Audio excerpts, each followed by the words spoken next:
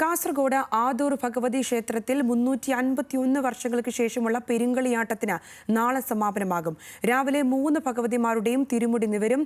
തെയ്യക്കോലങ്ങൾ തിരുമുറ്റത്ത് ഉറഞ്ഞാടുന്നത് കാണാൻ മറ്റു സംസ്ഥാനങ്ങളിൽ നിന്നും ആളുകൾ എത്തുന്നുണ്ട്.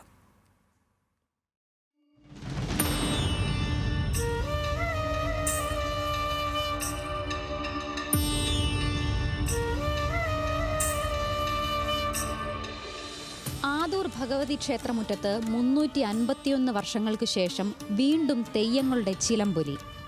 കല്ലങ്കര ചാമുണ്ടി, മേച്ചേരി ചാമുണ്ടി, മലങ്കര ചാമുണ്ടി തുടങ്ങി 39 തെയ്യങ്ങളാണ് ആദൂരിൽ കെട്ടിയാടിയത്.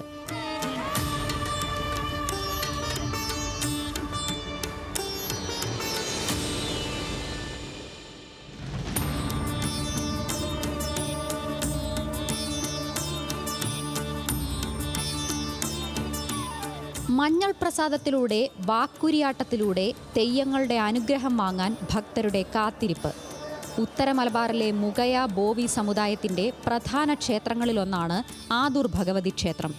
നാളെ പുന്നക്കാൽ ഭഗവതി, ഉച്ചൂളിക്കടവത്ത് ഭഗവതി, ആയിറ്റി ഭഗവതിയുടെയും തിരുമുടി ഉയരും. എല്ലാ ജാതി മതഭേദമില്ലാതെ എല്ലാവരും ഇതിനോട് സഹകരിക്കുന്നുണ്ട്, പ്രവർത്തിക്കുന്നുണ്ട്.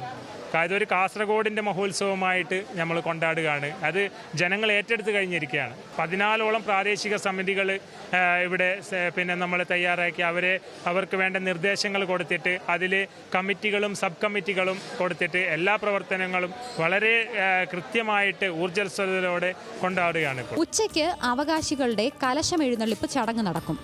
രാത്രി 11:50 പെരുങ്കളിയാട്ടത്തിന് കൊടിയിറങ്ങും. കേരളത്തിലെ വിവിധ ജില്ലകൾക്ക് പുറമെ കർണാടക, തമിഴ്നാട് സംസ്ഥാനങ്ങളിൽ നിന്നും ആയിരക്കണക്കിന് ആളുകൾ എത്തുമെന്നാണ് പ്രതീക്ഷ. ന്യൂസ് മലയാളം, കാസർഗോഡ്.